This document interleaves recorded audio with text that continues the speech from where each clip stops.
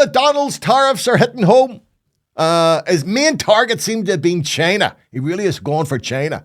But rather than bowing down, the Chinese have went, come on, you bitch. Come on, you bitchy. We'll show you why. That's not the accent. No. So they've said, bring it on. Bring it on. They will hit back. And one of the major misconceptions, which of course has been peddled by Trump every day, he talks about how unfairly America's been treated by the rest of the world. And he's trying to put across this idea that the US is simply reacting to trade barriers other countries have imposed on them. Bullshit! You'll be stunned to find this is a lie. A lie. Barefaced lie. And I found a wonderful explanation from a guy in Bloomberg. I'm going to let him explain this because he did it much, much better than me. You've probably seen this equation quite a lot in the last few hours. It's got, by my count, 5 separate Greek letters in it.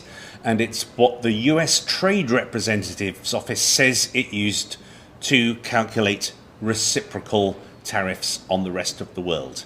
It looks very impressive because it's in Greek. Ultimately, I would suggest this is nonsense. They are going to divide the amount that a country exported to the US by the amount that the US exported back to them. So, for example, if you sell 70% more stuff to the US than the US sells to you, that comes to 70%, according to those Greek letters.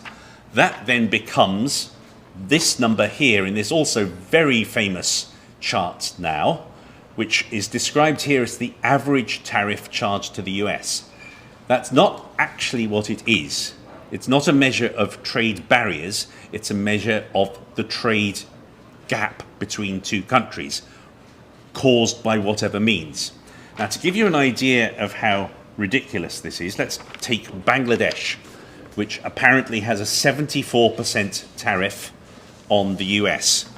What that actually means is that Bangladesh is a very poor country that can't afford to buy much stuff from the US, but that is very dependent on exports, which it's able to have some success in because its people are paid very little money.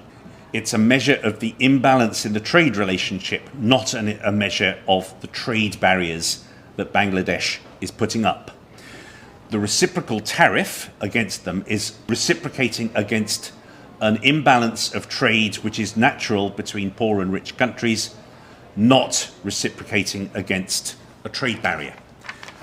There is a definition of reciprocal tariffs which doesn't need Greek letters, which is very simply, you tariff us, we'll tariff you the same back.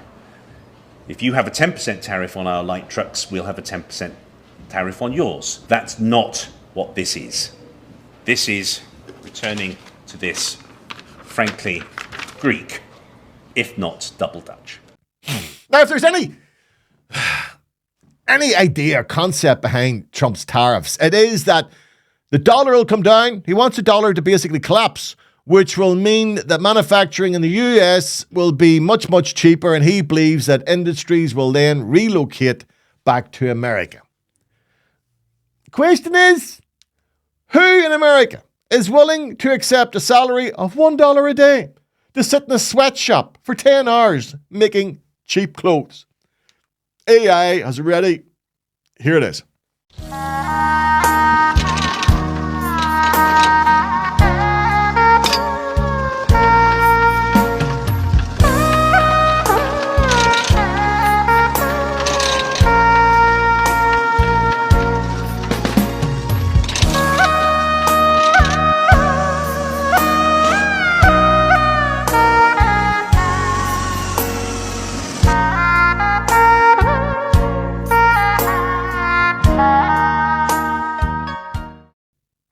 In truth, the dollar probably will crash, but there will be no commensurate move by manufacturers back to the US. As the capital outlay and investing in factories in these other countries, be it Vietnam, be it India, be it China, is massive. And these companies know that in 3 years, Trump will be gone. Right? Trump's gone, and his tariffs will probably be a faint but bad memory.